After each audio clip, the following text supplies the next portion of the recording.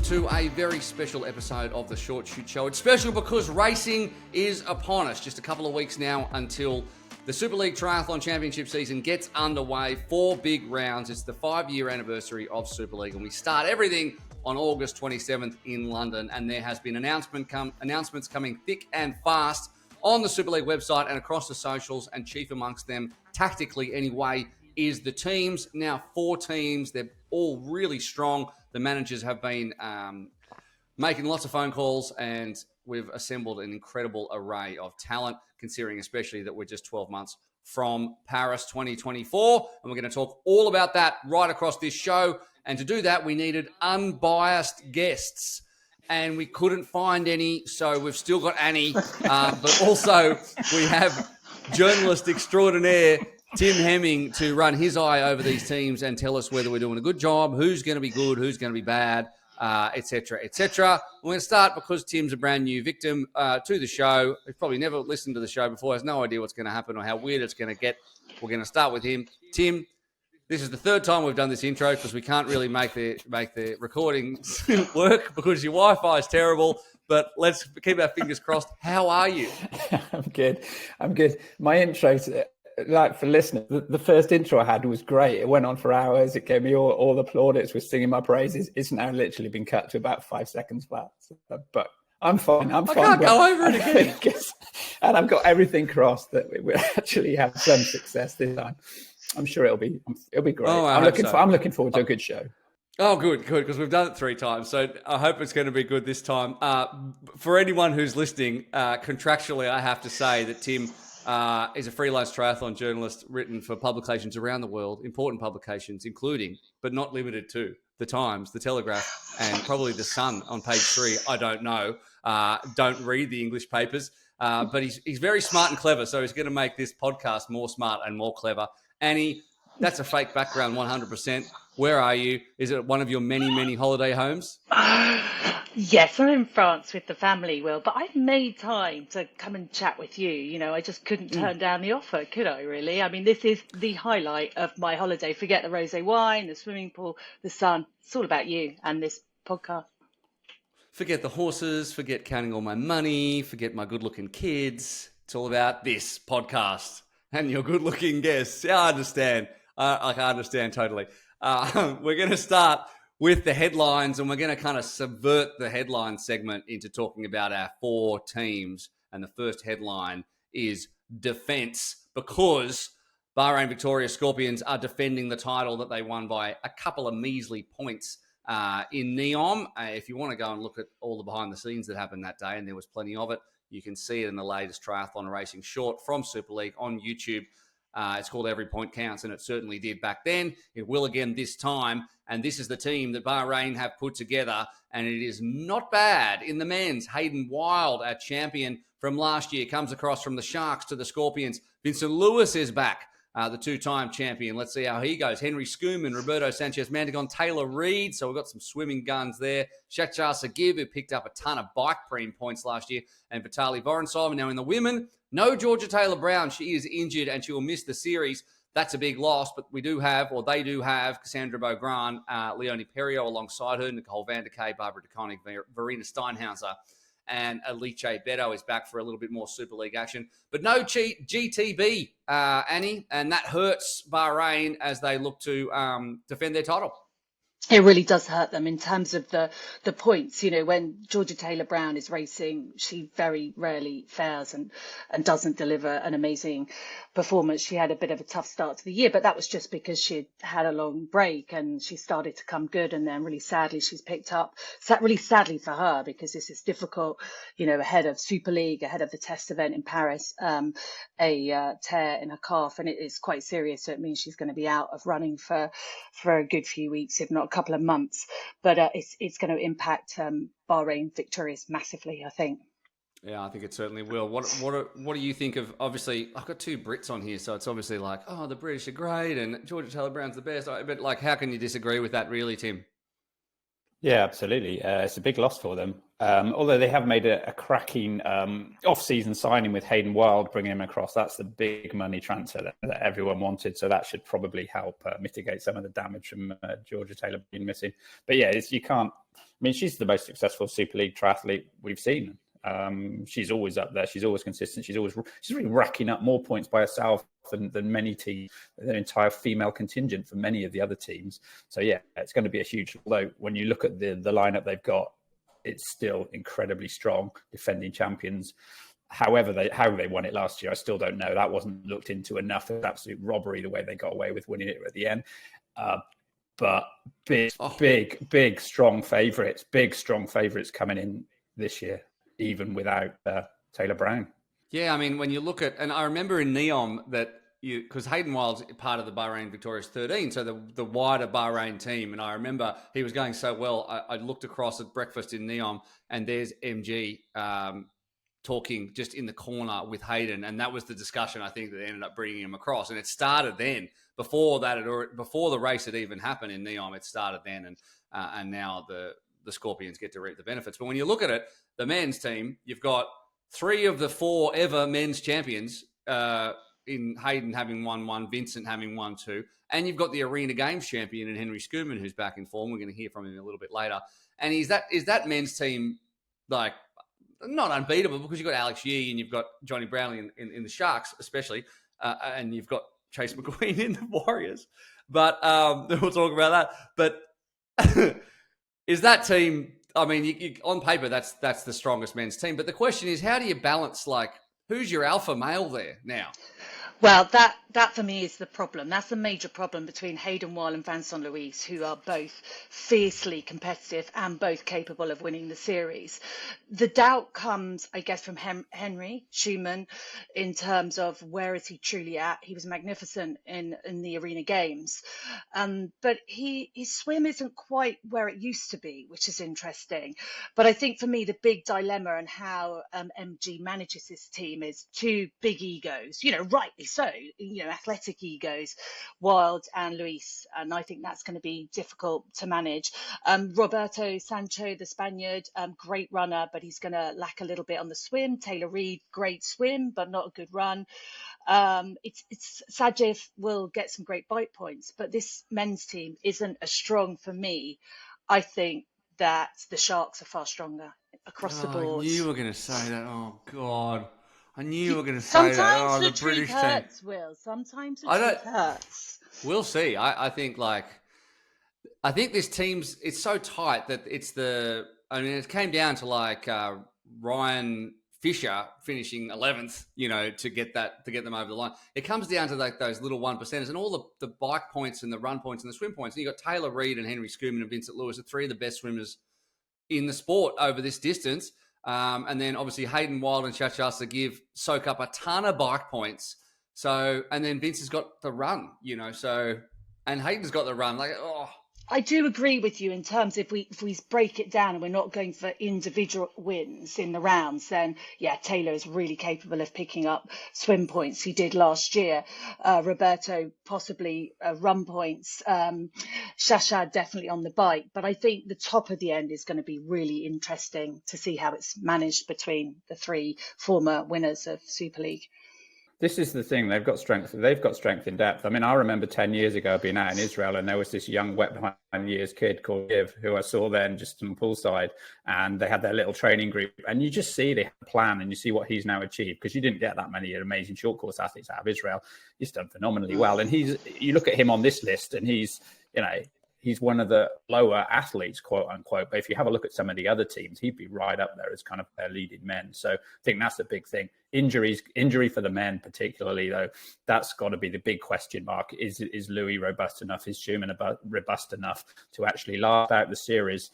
And if they're not, can they?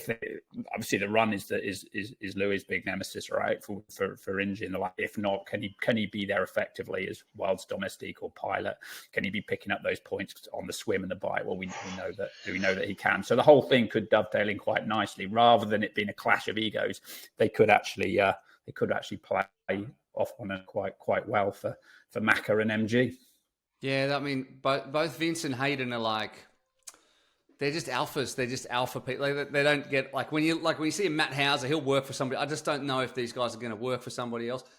It's a good question, but MG and Macca are the consummate leaders. And I think this team's element is going to be even more important this year. So we shall see. The other point to make for those men is that it's the only team that has 7 men. So the way Super League is working, Bahrain's decided to sign an extra man because there'll be some rotation in the squad. Only 4 will race at any one round.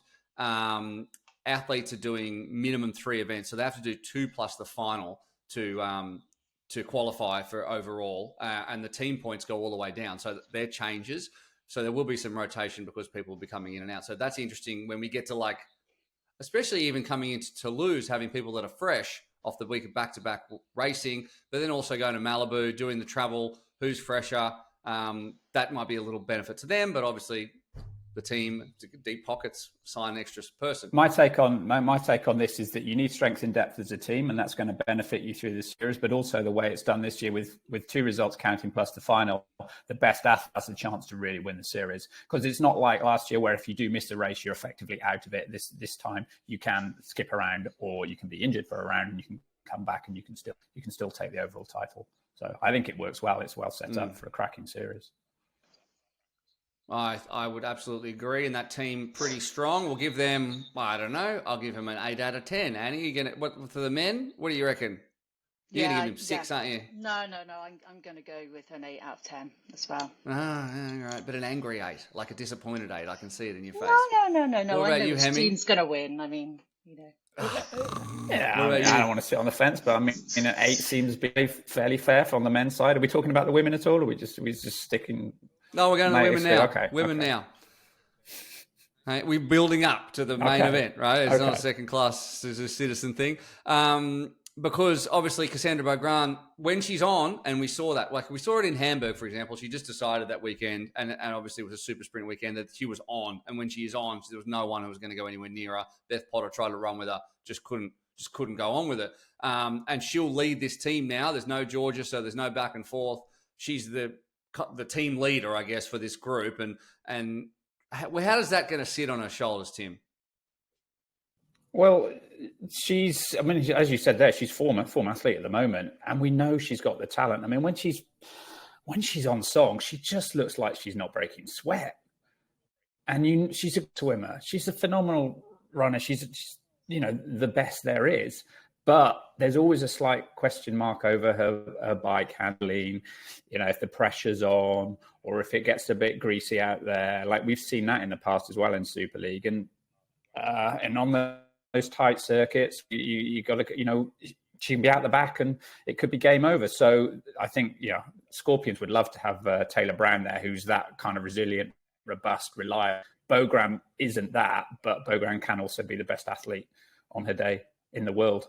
And she's got a good supporting cast here. Leonie Perriolt's super strong. Actually, without being in France, I was wondering whether you've gone on a mission to just find out why the French are so damn good right now. Yeah, exactly. Annie, what do you think of that women's lineup?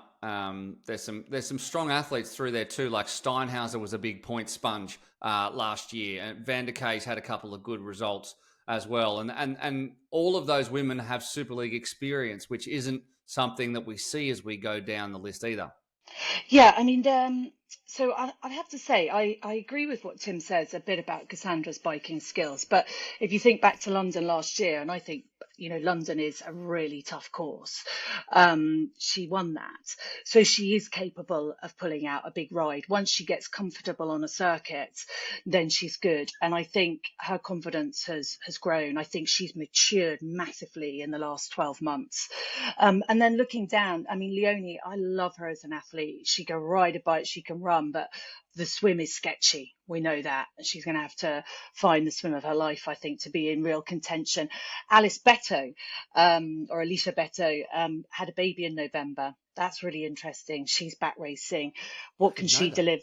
Yeah. And Verena Steinhauser, she was on my team last year, and I have to say that girl can bike, and she's so professional, so committed. So I think all in all, it's a solid team, but without a doubt, Cassandra is, very much on the top of the women there, and I think they have I think it's safe to say quite a weaker team compared to the men's. Yeah. But Cassandra, again, she can get swim points. She can get run points. It's just like that London bike course, as you say. Like I rode around that one time and I was like, that was gross. It is not fun. Granted, I had a sandwich in one hand, which made it harder, but it's like horrible. You are not dropping that sandwich. No, I was like, I'm just trying to get back to the thing, and I'm bouncing along in the cobblestones. But then she goes to Munich, and it's wet, and it's just the worst. Like I was like, and then Georgia won by a day and a half that day. Yeah. Cassandra wanted to get off the bike; she just wanted to give up. So let's. I think that we'll see less and less of that Cassandra Beaugrand. I just think as I said, she's matured so much in the last year, and I don't think we'll see her kind of act like she did in Munich again. I might be proved wrong, but yeah, she's training in the UK is going to help. Training in the UK is going to help her up in Loughborough. So you get used to a few rides in the wet, especially recently. Mate, if there is one drop of rain, I'm not going outside. Like zero chance. It only happens once every 3 weeks here, and I'm like, nah. You'd never ride in England these days. I know we always like to talk about the weather, but it has absolutely peed down the whole summer. Well, apart from June, but you wouldn't ride if you waited for it to stop raining. There you go. That's a price you pay for living in a silly little island somewhere in north of Europe. Yeah, that's your fault. You chose it. So, bit Man City vibes for the men. Too many stars. Does that work out? There's no real identity for the Bahrain Victorious Scorpions, but plenty of talent. Let's see how they get managed. And then in the women's, obviously, up the front, Cassandra Beaugrand. Now we move on to our next headline, and it is, I've put the Method Man as the headline there because A, great rapper from the 2000s, but B, the Antara Tech Eagles welcome in Kristian Blummenfelt, who's doing 615 races between now and August 27. But if anyone can pull it off, he's the man that can do it. And, of course, his racing smarts alongside Tim Don's racing smarts as well. And he's a bit bummed. He's a bit pissed, Tim, after last year. Didn't work out his way, so he's got something to prove. In the men, obviously, Blumenfell, but then Matt Hauser, and then Leo Berger. So you've got like Matt Hauser, runner-up last year, should have won the whole thing. Kristian Blummenfelt, who's won everything, and Leo Berger, who's the world champion. And then supported by Kenji Nina, who is a great team player. Adrian Brifford, we haven't seen before. Emile Holm, who's been there and done it. In the women, Emma Lombardi leads the team along with Jean Lehair, who could do anything on a day. Fanni Zalai, who's like 4 years old. She's 15 still? I think she's 15 still. Miriam Casillas Garcia and Ekaterina Shabalina, who I don't know much about, but I know Miriam's going to bring a lot of experience and vibe to that squad. So, overall thoughts on that one. We'll start with you, Tim. What do you think of the Antara Tech Eagles? Can they mix it up, or do they have another little Bahrain problem with three alphas at the front pack and the men especially? Well, I think Tim Don's put himself in a better position than he did last season because from memory, he made some terrible signings at the start of last season and going in as defending champions, he completely trashed his own chances before they'd even had a race. So I think he's in a better position than that. I like the look of Blumenfeld, Hauser, Berger, Nina, Brifford, Holm. That's strong for the men's side. I also like the women here as well, though. Lombardi, Lehair, since she's taken ownership at Luxembourg, she's gone from strength to strength. It will be interesting to see how Zalai gets on. 15 years old, but it's not just the arena games where she, where she obviously came to light, and Super League really gave her that platform. If you look at her other results, she's been winning junior continental cups against women 4 years her senior. She's on the top of the podium every single time. But then you do think it's only 15. Is that, maturing young, and is that going to last? Is she going to be able to do it through 4 rounds of a Super League series? It's strong across the board. Definitely would be fancying their chances of winning the whole thing.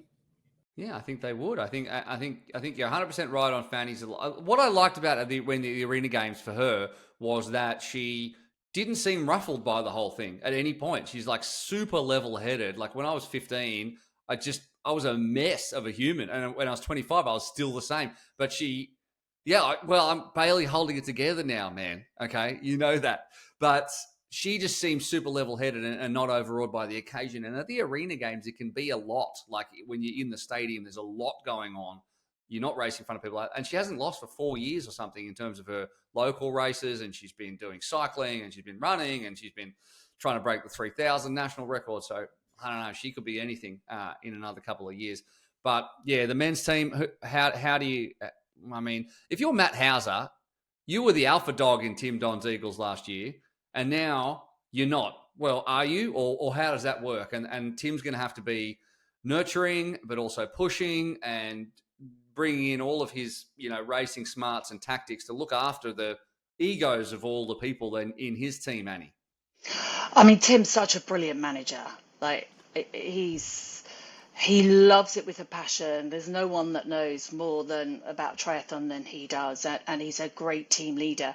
I think that's an interesting top three. It's a phenomenal men's team. It really is. Looking down, Brifford, great cyclist. Home, great cycling. As you said, Kenji Naina got on the podium in Arena Games in Singapore last year, but he's a really good team player. But those top three guys, like, they're not massive egos. Like, Kristian's used to being very much part of a team with the Norwegians.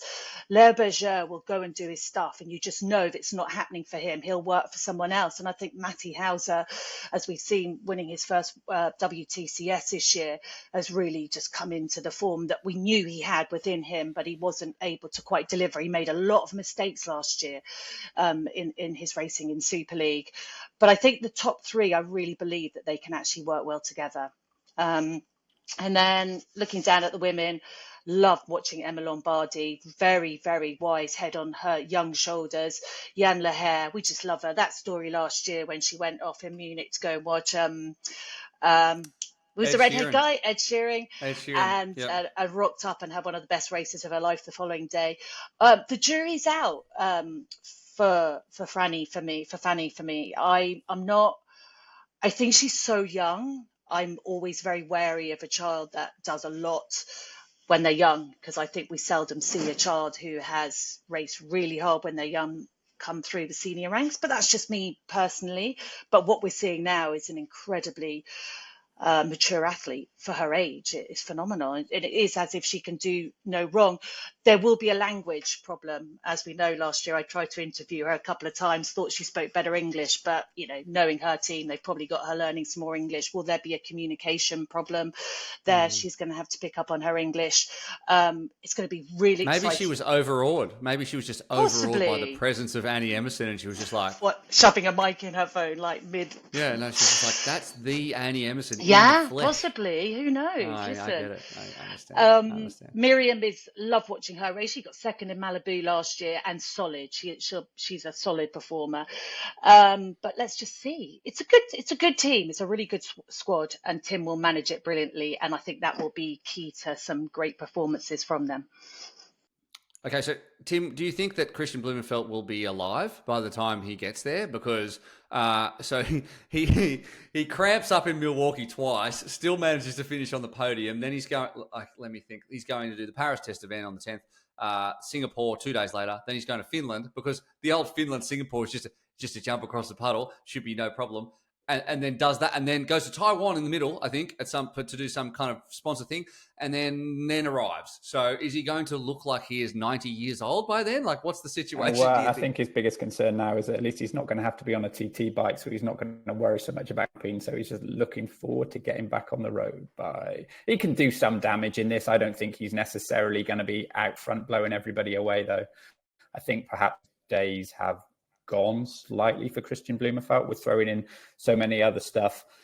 The explosive athlete on the men's side here for Matt Hauser, I think he is the Eagles' number one male. Well, I would put him favourite to top the individual leaderboard when I look at that team. And then when I look at also Lombardi, I did think she does not get, because of what Bogan is achieving and sort of the Beau Grand status, I don't think Hardy is getting the plaudits she deserves. You look at her results racing on World Triathlon, so I don't think she's been off the podium in her last 6 races or something like that. She's an incredibly impressive and young, improving athlete all the time. She could be a real breakthrough for her in Super League. This is the first time she's done Super League. Yes. she'll do it for the first time. But, she does the mixed team relay. She's been the last 4 or 3 of the last 4. She's been in that team and they've won everything. So I would be expecting podiums from her. Yeah. Ooh, big call. I like that. Yeah.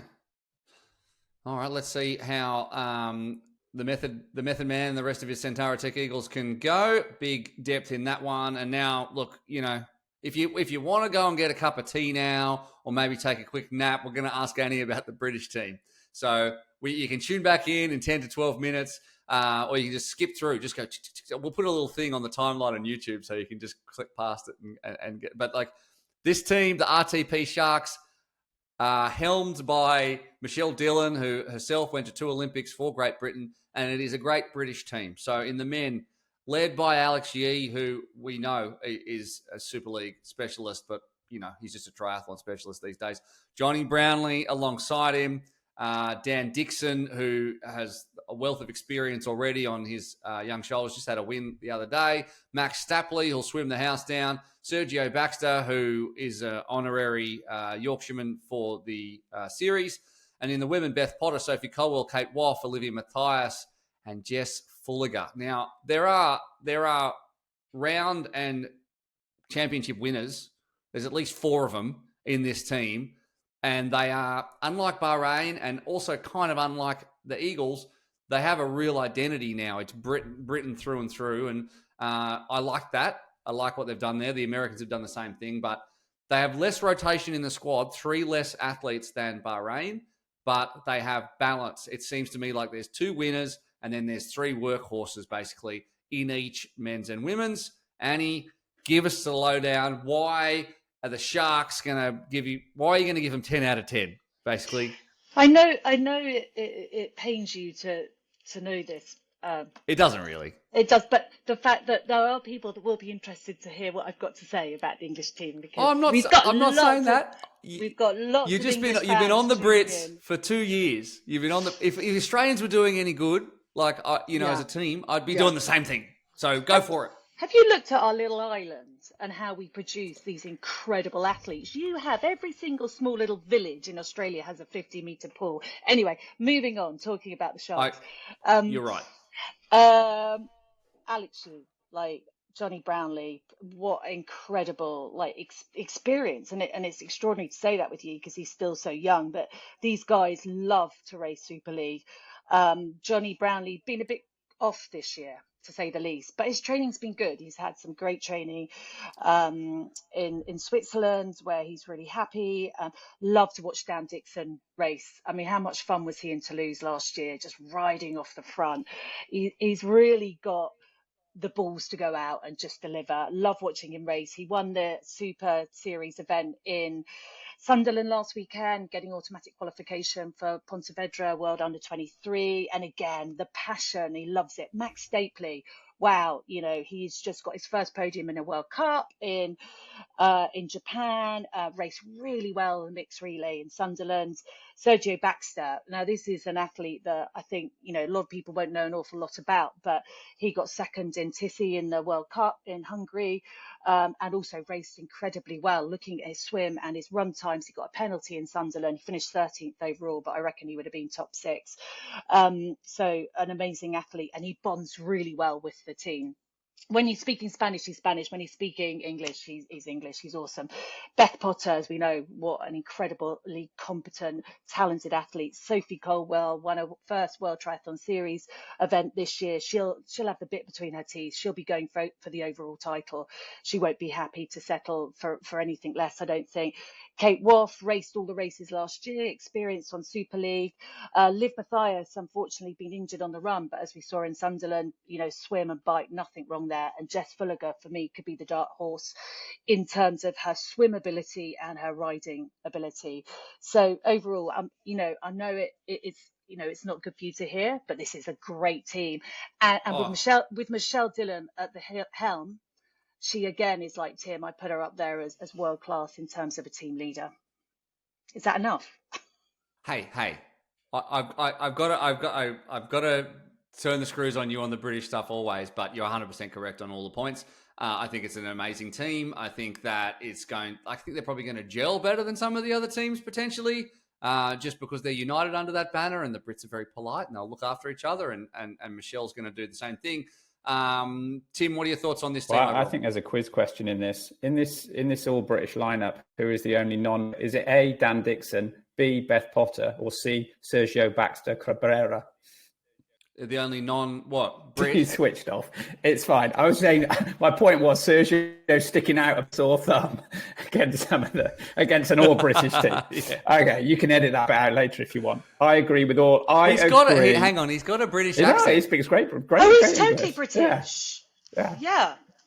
But he speaks English, but he's got a British accent. So that's good enough. Yeah. We're going to call him Sergio Baxter. Actually, his name's Simon Baxter now. Where'd you get Simon from? I don't know, Sergio. Right. I agree with all those points. Yeah. I thought Jess Fulliger in the mixed relay, where she stepped in in Sunderland in the World Series recently, where she stepped about half an hour's notice to replace Olivia Matthias, who was maybe or maybe not sick from what had happened the day before, was really impressive. Riding on her own in front of big crowds, mixed relay distance similar to Super League in terms of the distance. It looks really strong across the board. I think Beth Potter's still going from strength to strength. Did write a piece about her recently, which was someone asked me today, what are some of the most underrated performances of the season? And I think Beth Potter's underrated, not in terms of what she's achieved, but how she's got there, right? Because she only just came to the sport in around 2017 and she'd barely ridden a road bike before then. And she didn't have funding when she initially started for it. So she didn't come through the British system like so many of the others, yet she's just stuck at it, training up there in Leeds year on year, and she's got better and better and better. So yes, very strong across the board. Yeah, the sky's the limit for her, absolutely, especially with Paris on the horizon.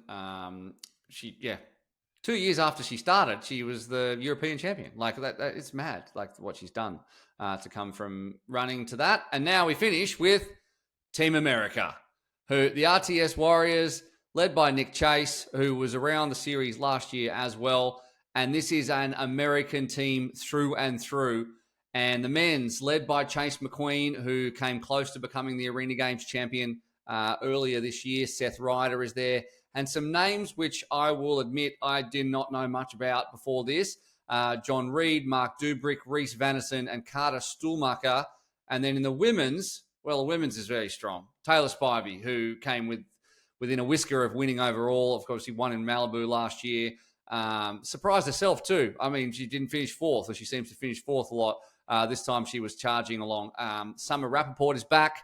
Katie Zafiris is back again, also coming off the birth of her first child. Erica Ackerlund and Kirsten Casper returns as well. So some old names from Super League Racing from a few years ago are back and certainly in form, especially Katie Zafiris has just been returning to form super quickly. Team America, I want to say it, but I can't. Team America, yeah or no? What do you think, Tim? I think everyone is going to say no on this one. However, they are undoubtedly the underdogs by some considerable distance. There's a lot of pressure on that women's lineup to pull out the points for them, because the men's, okay, that's clearly the weakest of all the four teams on the men's side by a stretch. However, I think the men's is also probably the most interesting of all the lineups in some ways, because it's, as you probably know, on the US women have a collegiate system where they've been taken on as a university sport in the States, and that's bringing through a whole stream of athletes now. So we can expect great dominance on the US female side to come because of that collegiate system where you can get funded, go to university and do your sport effectively as full-time athletes while you're studying. The men in the US don't have that.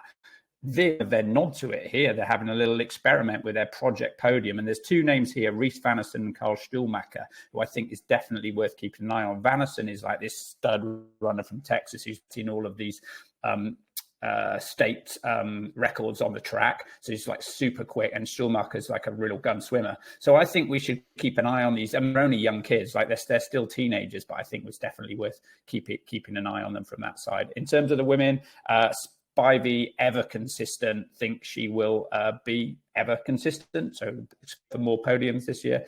Rappaport is always decent, but Safiris is coming back strong now. And I think she's on the right trajectory heading into, if we're talking about heading into Paris next year, but even for this Super League season, I think Safiris is definitely someone to keep an eye on. And also, Casper's coming. So, those Ackle and Casper, I think, are getting stronger as well as we sit here. So, yes, definitely underdogs, but interesting to see how they get on. And I also like the fact that it is Team America. It does give them a national identity. And I think that will bring a bit of cohesion, and that'll push them perhaps further than the sum of their parts. Yeah, I love the identity of all the teams now. I think that's the greatest, and how American of a team to choose to be American more than choose to win in the men's. I just love that. Like that's other countries wouldn't do that. They'd be like, well, we'll take Sergio Baxter as well, but instead they're like, no, we'll get these guys, and that's the kind of national pride we want to see. But Annie, one thing I just thought about then. So Taylor Spivey, she's one of the only athletes that's been in all 5 series of Super League. She's got maybe even the most experience out of anybody. But we just mentioned Paris, and I remember Spivey getting pipped for the spot in Tokyo by Katie Zafiris, who's now her teammate. Is that what happens now? Who gets chosen for the American women's team for Paris? And does what happens in these 4 races have a bearing on that? Because, I mean, in Taylor Spivey's head, it does, I would imagine. That exact thought came across my mind. And when I was saying, and I thought, I am not going to bring it up out of respect for Taylor Spivey, because, I mean, Annie can say, but you can almost see a repeat of what happened in Tokyo happening again. I mean, listen, both phenomenal athletes. Taylor Spivey is improved. She's very consistent, but she's become more consistent. She's had 2 podiums this year. She's really fought hard for them. And as you rightly said, I think that she has so much experience and that she's tidy. She's a tidy racer. She doesn't make mistakes. She's strong all round. Katie Zafiris, love her, love watching what she's doing right now, but she's slightly more vulnerable than she was. I think, she's spoken openly about having a child and how that changes the way you think. That said, you will not find anyone more competitive on the start line than Katie Zafiris. And then, so I think that will be an interesting battle at the moment in terms of looking ahead to Paris. Spivey's streets ahead at the moment, but we all know what Katie Zafiris is capable of. So, yeah, this is going to be an interesting dynamics. Summer Rappaport is improving on her bike. She's changed her coach, which has been great to see. She knows what it takes to race Super League.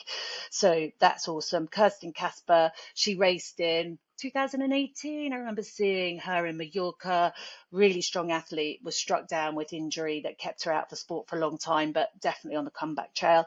And Erica Ackland as well, yeah, she's solid, so that's good.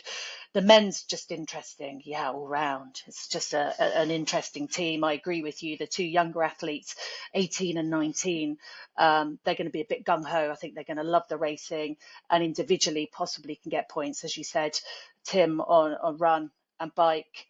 Mark Dubrick, 4 times Ironman 70.3 podium finisher. So he's going to be strong. John Reed, couldn't find out much about him. So that's a different one. Seth Ryder, I always feel like he should perform better than he does.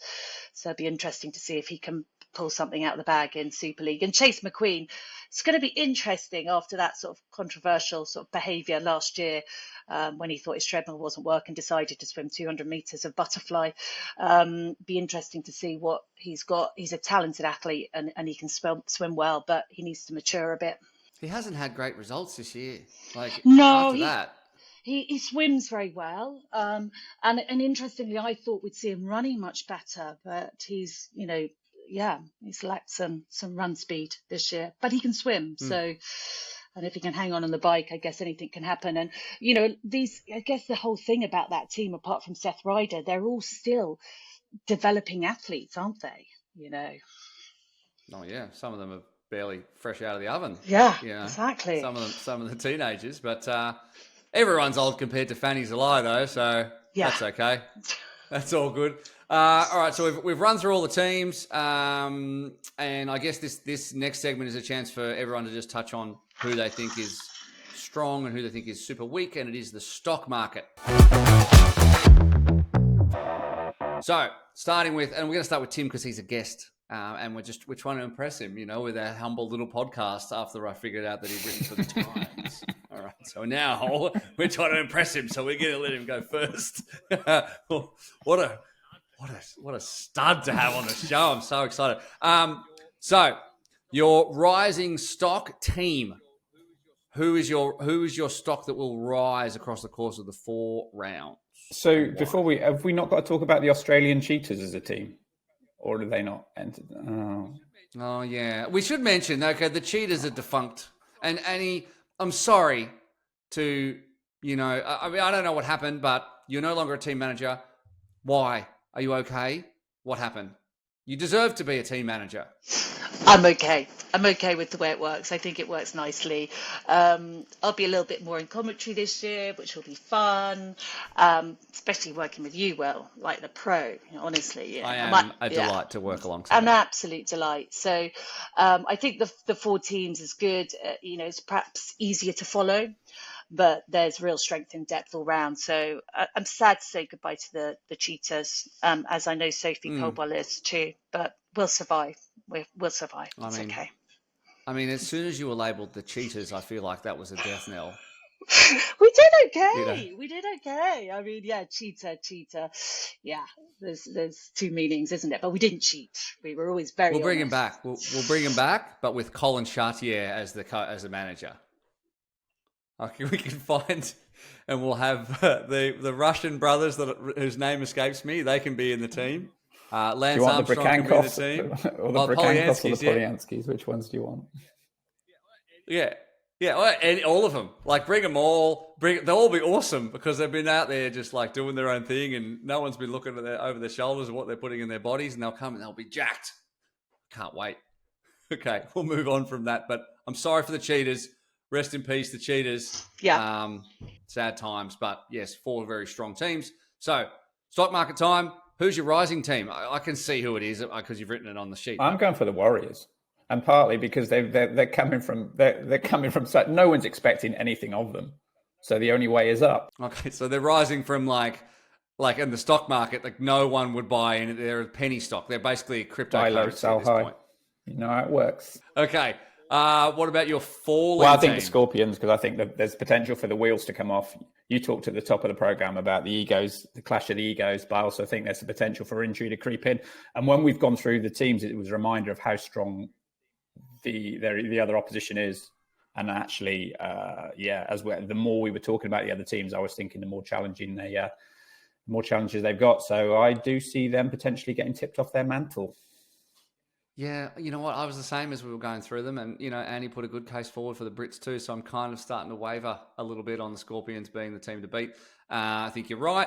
Have you got any rising or falling individuals as well before we move on to Annie? Is there someone who's really going to blow your socks off this year and there's someone who's going to disappoint? I'll throw in Blumenfelt to the potential disappointment for what people might expect, just because he's got every title going, and I don't necessarily think he can repeat that at Super League. We've seen that slightly at World Triathlon, although he seems to be improving at World Triathlon at the short course there. When he came back, it's not that he's just, to be honest, he was never winning every race anyway. This is a kind of a fallacy I think people think. We have very short-term memories. He goes off and he wins these easy long course non-drafting races at Ironman and then some of the PTO distances like Collins Cup and the like. But when he's been in the draft legal stuff, he's always found it tough. And when you look at someone like Alistair Brownley, who's won probably like 30 odd World Series races, Blumenfell has won maybe 1 or 2 in his entire career.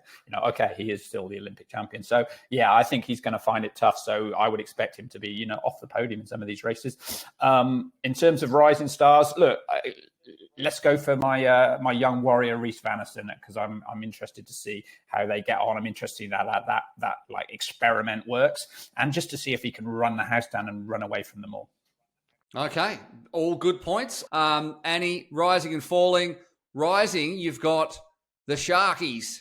Yeah, I mean, I tell you why I said that. I think that that, you've got Alex Yee and Johnny Brownlee at the helm, but I think it's going to be really interesting to watch how Dan, Max and Sergio develop over the course of the series, because they're three athletes with lots of potential, lots of passion, and they're yet to sort of perform big time.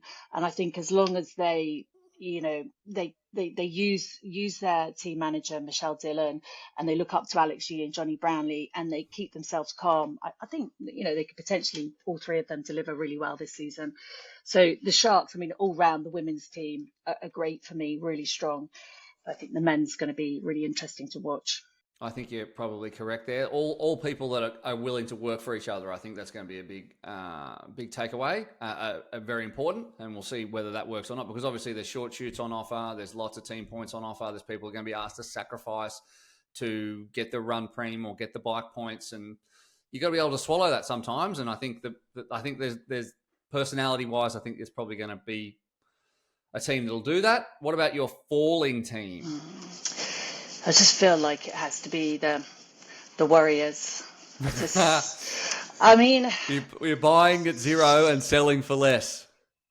Yeah, I just think I feel for the top three women in that team, Taylor, Summer and Katie.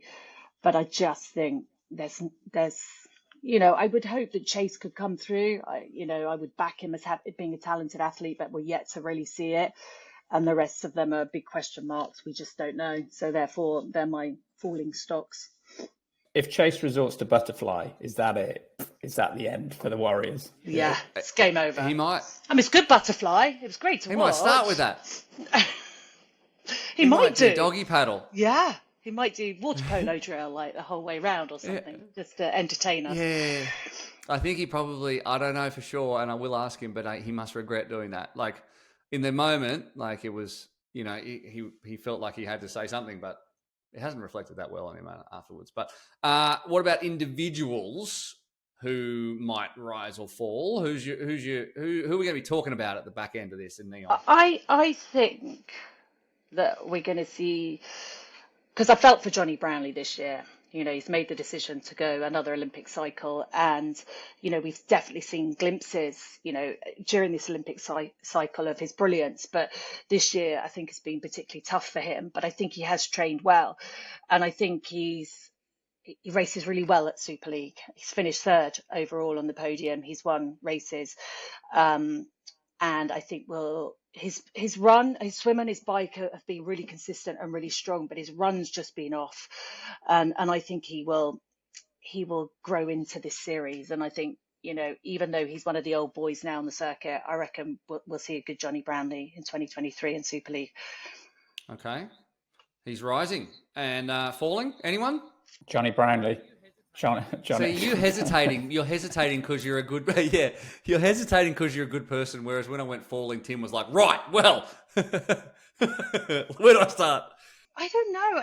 I'm a bit like, the jury's a bit out with Kristian Blummenfelt. I don't want to copy Tim, but the jury's a bit out for me. Like, God, when is he actually training? Because if he's not racing, he's on a flight traveling somewhere. But then again, you go, these guys are so scientific. That guy lives like a monk, basically, for the sport, I can answer when he's training. Annie, because if you remember Gustav Eden, when he turned, obviously they're the same training group, when he turned up to the Arena Games, when he wasn't racing, he was just sat on the bike training, right?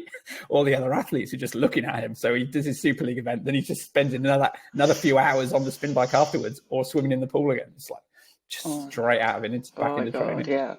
Yeah. Kristian was doing that, I remember, in Jersey, the first Jersey when he turned up, and then afterwards, at the end of the Sunday night, finished racing. We'd done 2 days of racing, because back then it was 2 days.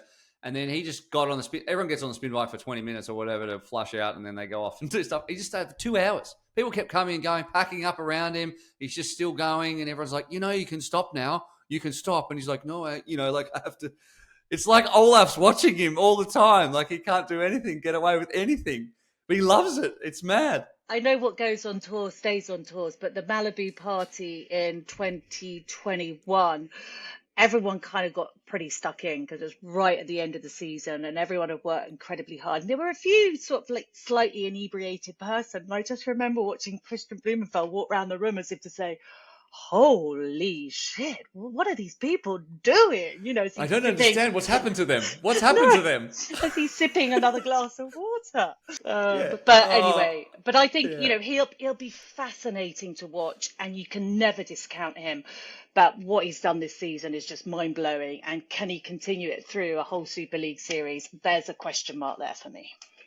He'll be a protagonist. Like he might not win races, but you know he's renowned for, like, say for example, in like a what's the name of the format? But you know, like he'll win a stage, but he doesn't need to win a stage. Like he'll just run off. Eliminator. That's it. I should know that. Whether we made it up.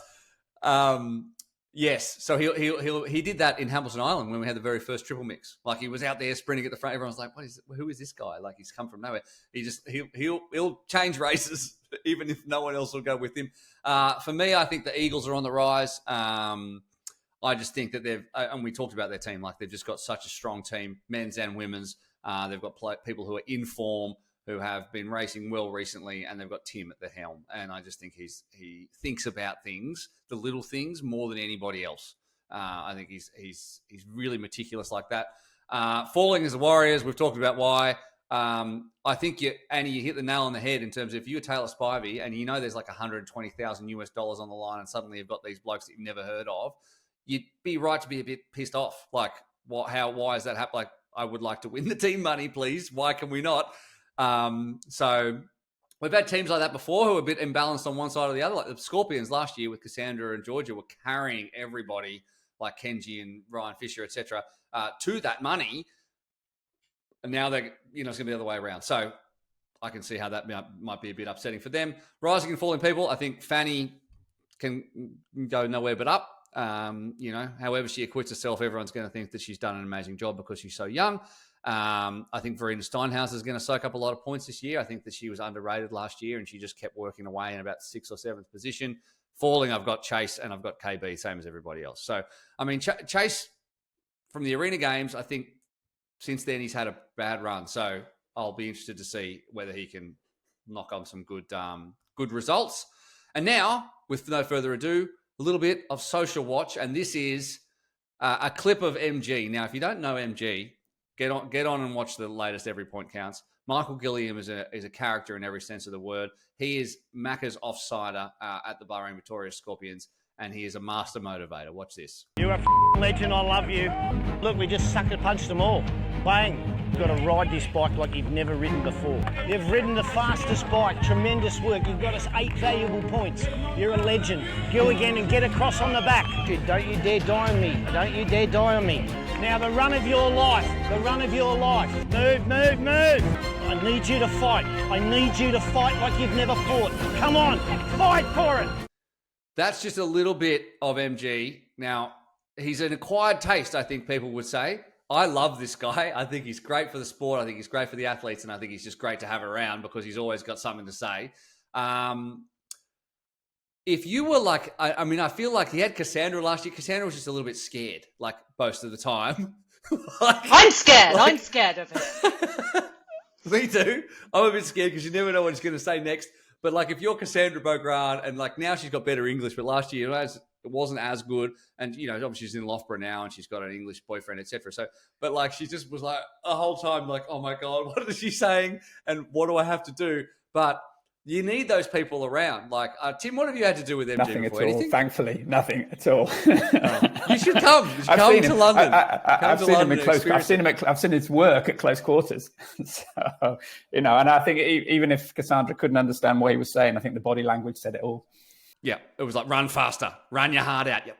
And like there's got to be 15 to 20 beeps in this episode if you go watch it because he's Australian and we do that. We butcher the language. What about you, Annie? That he got, but what you see in this episode, and you can see it on YouTube, is that underneath all the bluster, there's a really sharp tactical human who has got his finger on the pulse at all times. And like the way he handed out short shoots last year, the people he gave them to, we, including you, were all talking on the commentary about why did he do this? Why did he do that? He backed himself because he was really thinking deeply about the technical aspects of the team element. And that's why he's great, Annie.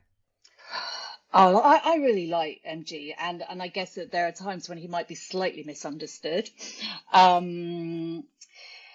I think there's a lot softer person underneath than there is that shows on the exterior. He knows a lot about the sport, and for all his sort of, slightly brash Aussie hardcore ways, he's smart. Like he knows his stuff for sure.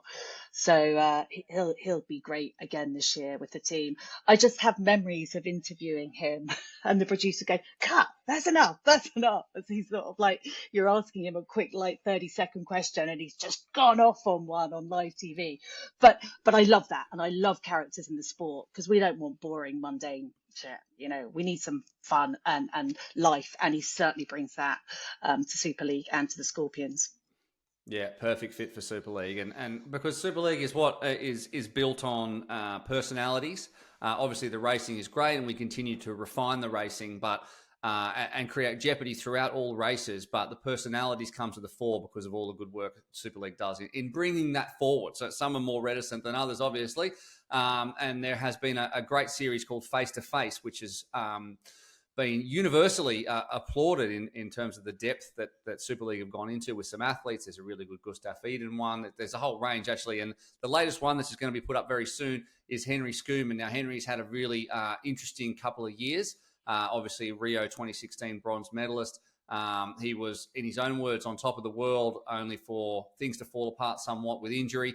And he's been to some really dark places, and now he came back and became Arena Games world champion and has had a great year. And I think there's not one person who would begrudge him that after everything that he has gone through. He is our latest face-to-face, and here is a little excerpt of what was a very emotional interview. Yeah, I think I know there's a lot of awareness around mental health, but I think when the time is right, I'll talk about it. So I just feel like I cry every time on this. It's okay. It's tough. We're talking about something that's really tough. It's really personal. I think it's something that a lot of people probably relate to, but something that's very important to you in your life, and where it goes, where you think it's going. It's very hard for anyone to deal with. I mean, what I can say is it definitely crossed my mind a few times that I'll just give up. So yeah, like give up on triathlon. And yeah, I mean, that's hard, right? Because you've dedicated your whole life to being a world-class elite athlete. To even have the thought of stopping, especially when you're still in your prime years. I think the hardest part was, I came from a place where I thought I was on top of the world to literally to the deepest, lowest ground that you can possibly get into. So I think that was the hardest part. And to think that I wouldn't get an opportunity again, I think that was probably the hardest part. I wonder if it gives you a different insight into everything that you've experienced in your career now.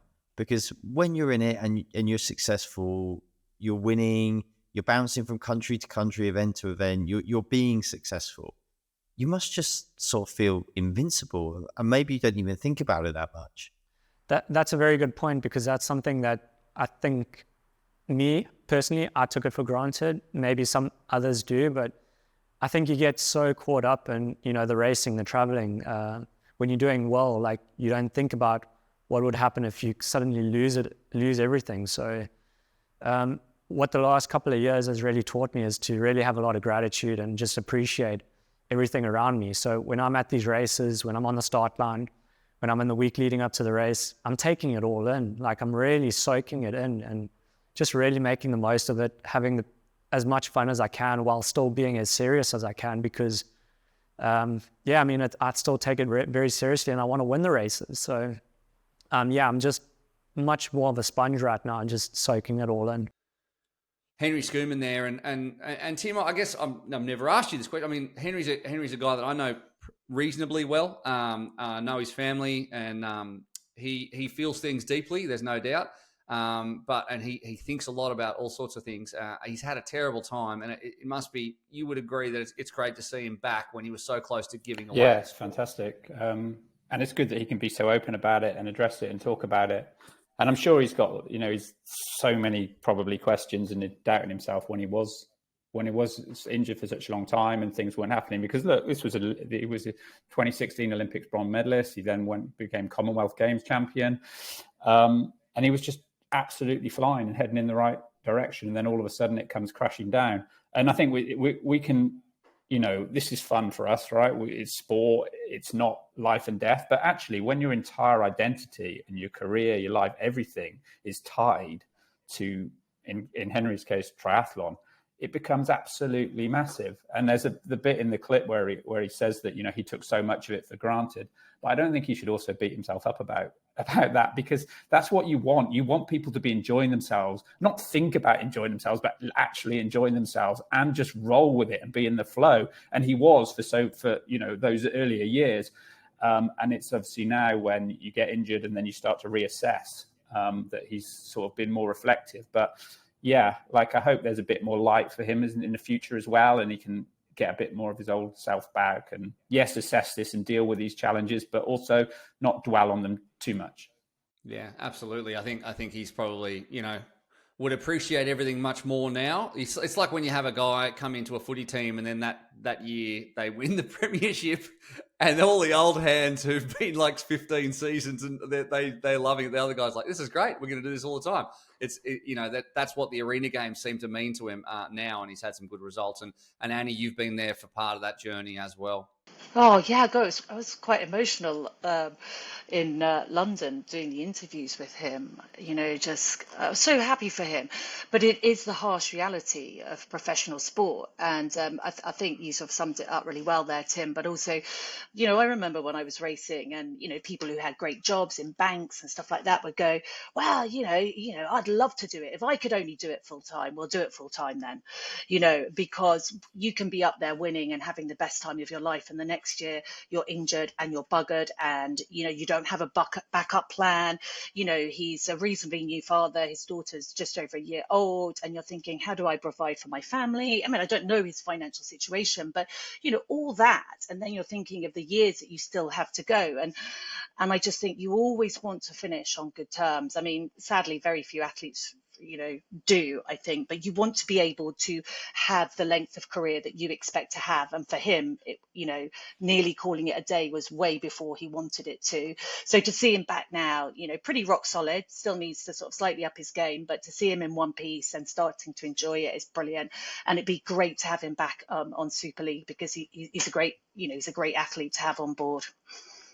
Yeah, you did. I remember that interview, actually. You did a really good job of that one, having to deal with all of those emotions in that moment and be able to draw them out. And Henry has become particularly open about that kind of stuff, which is really good. So make sure you check that out face to face. It's coming up on Super League's channels very, very soon. All right, we're going to wrap up the show very soon. But before that, in the breakdown, we're going to go through, we've touched on all the topics already that Annie's put in there. Well done, Annie. You've really stepped up in this episode. So love it. I wouldn't do that to you. We all get put in the shade by Tim Don. That's why, because he puts in 50 things, and we don't do that. So you've done it. You've stepped up. So you can stay. Tim, you're out after this, but we'll talk about that later. Who wins the individual? Who wins the teams? Who wants to go first? Annie, you can go first. So who's going to win overall? Men's, women's, and team. Go. Right. I am going with, can I say two people? I'm going with Matt Hauser. Good and call. I'm going to go, Matt Hauser and Alex Shee and Beth Potter and Sophie Colwell. Okay. So three of those people are in the Sharks. So you're going to say the Sharks as a team will win? Good call. Well, yes, I do. The Sharks are going to win, definitely.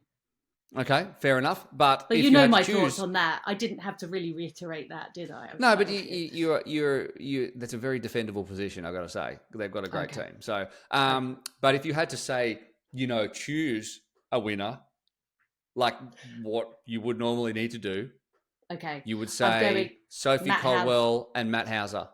Sophie is really close, but I'm going to call Beth Potter and I'm going to say Matt Hauser.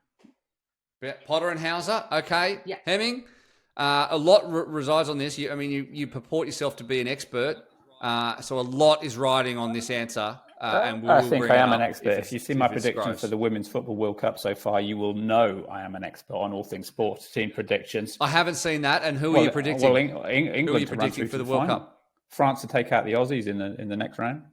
But anyway, back on point. Very, very simple. Potter, Hauser, Eagles. Potter and Hauser both. Wow. And the Eagles who are going to do the job. Okay, yeah. You know what? Do I have to do one? Okay. Well, normally nobody cares about my opinion. I just sit here to ask the important people their opinions. Yeah, I know. Yes, I bet you can't wait. I'll be honest, Will. Say I couldn't give a... I care a lot. I care. Oh. To Hemming, I get to decide who's on the show. Why would you do that? Why would you do? You're biting the hand that feeds you. Your $0 paycheck for coming on is not coming through the mail, man. That's it. Okay, so you sound like $0 for you. I thought they had money. Okay, so nobody cares what I think, but if anyone did, I would say I'm going to go with Hauser as well. I'm Big sorry. pressure. I know that's not fun. Big pressure. And I'm going to go with Cassandra. Okay. I think She's okay. Solid. Matt and Cassandra. Yeah. That and the Sharks. Oh, you've convinced me, Annie. But nobody cares about that, so I'm sure they'll cut that bit out of the show, and we'll go straight to 60-second soapbox, which is a chance for one of our esteemed guests, and they're both very esteemed today, to just get on their soapbox and rant for 60 seconds about anything that's upsetting them. Now, there's a high bar because, we've made lots of publications. We've had lots of articles written about people blowing up. Tim's upset Mark Allen. Mark Allen's fought back with his AI thing, and it's been a whole thing. So you need to, Tim, I'm going to choose you. And we know that already. You need to step up and really, put some noses out of joint. Are you ready to do that? I mean, don't be polite. I know you are. No, I don't think this is a topic we can be polite about. I don't think we're necessarily going to get any more coverage because it has been slightly in focus. We're going to start now. So look, about 30 years ago, I was hauled off with my dad to work in these water treatment plants in the UK, and we were laying pipes and we were digging trenches. And I remember when there was a downpour, and for all of these processes that were put in place to clean up the crap, to give us clean drinking water, when there was a downpour, the whole thing became washed out. There was a massive overflow, and it all got sent into the rivers or into the sea. That was 30 years ago. How can we still have not figured it out in 2023? So, case in point, Sunderland World Triathlon Championship Series, the last one we're going to have in the UK for the foreseeable future. Fantastic showcase for triathlon in this country. The athletes go and swim in the sea. They all come out sick, right? So I'm really pissed at the government for not holding the water companies to account. I'm really pissed at the water companies with them, paying off their incredible dividends to the chief execs and the massive 6-figure salaries, the 7-figure salaries that they're getting in. I'm pissed at them. I'm also pissed at World Triathlon and British Triathlon for not, they said that they did the tests, that they came back and that they were clear. Maybe then the testing is all to cock, right? So it feels like there needs to be root and branch change there as well. The tests are clearly not fit for purpose. You can say it passes a water test, but then when everybody then becomes sick from it, there's clearly something amiss. I'm angry at myself as well because we've been reporting about this and we've been showcasing the sport in a bad light. But what's the alternative? To ignore it and pretend it doesn't happen. So basically, I'm angry at everybody. I like that. I mean, apart from this, which you've gone bang over. No, but it doesn't matter because I felt like you're like a diesel engine, like you were really winding it up, like you were just starting to get in your stride at 60 seconds. So I was like, let the man preach. Let him preach. Yeah. Right? And when you said you're angry at yourself, that was a highlight for me because it's very British of you. No, but it is because we don't want to be kicking the sport, right? At a time when we know events in this country around the world are struggling. And also the frustrating thing about this is we know that this is not, the water quality in the sport is not a new thing. And we know that potentially it gets glossed over a little bit. And we've had dicky tummies in the past and maybe it wasn't that event because we don't want to undermine the event, but we should just get it sorted, And it's strange, isn't it? Yeah. That, maybe all of a sudden or whatever, I don't care about the environment. I mean, I do care about the environment obviously. But as soon as it affects something close to me or something like triathlon, all of a sudden I'm on my soapbox preaching about it. And maybe that's what it takes, you know? So now it's me and my mate Fergal Sharkey, and we're out to save the oceans and save the world. But 2 weeks ago, I didn't give a shit. Yeah, it was mad, like a choline, like the graph that you could see with like this one dot way up the top and like 50 people getting sick, especially with Paris coming up. It's madness. So yeah, I know someone has to bear the brunt of that and make a change. And Annie, I mean, it's hard not to agree with the great man here who's gotten fired up. I totally agree. And you know, there's no excuse ever for an athlete's health to be compromised in that way. But I think, you know, with the Paris test event coming up as well, you know, if you get a tummy bug because you've eaten something a bit rubbish, normally it's 2 or 3 days and it's out of your symptom system. But when you've consumed shit, literally, it can take weeks for some athletes or humans to get better. So it's a poor show. It's a really poor show. It is. And yeah, 10 out of 10 for that round, Tim. It was good. It was good. Yeah, as I said, you wound it up, and I liked it. The second minute better than the first, and that can go on your tombstone one day. All right, that is it. That's going to wrap up the show. And Annie, thank you so much for joining us. Thank you, guys. I've loved it. Hey, enjoy the rest of your chalet weekend or whatever it is. It looks very fancy, and I feel respect. Time to open the rosé now. No doubt. What time is it? Like 11 o'clock in the morning? Good times. 6 minutes to 12. Is it 6 minutes to 12? Oh, you're an hour ahead. Okay. And Tim, thanks for coming on. I hope you've enjoyed yourself on the show. No, it was really nice to see Annie, and you were, and obviously you're there as well. Thank you, Tim. Normally it's me just like stirring Annie a bit because I enjoys it. I love Annie, but now you've really gotten into the spirit of things by just sticking that knife in just before we stop. So I'll remember that when the time comes to get someone else. Long memory and no cash apparently, but that's fine. That's fine. Okay. We have I have Bitcoin that I can share with you. It's not worth it. It's okay. It's okay. I've got the Warriors on the stock market, so I reckon I'm quids. I reckon I'm quidsing.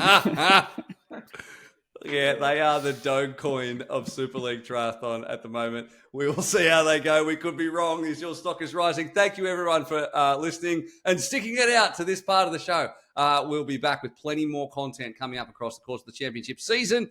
We will see you, though, in the week ending 27th of August. It's going to be huge in London. Check superleaguetriathlon.com for all the details, and that wraps us up from the Short Chute Show.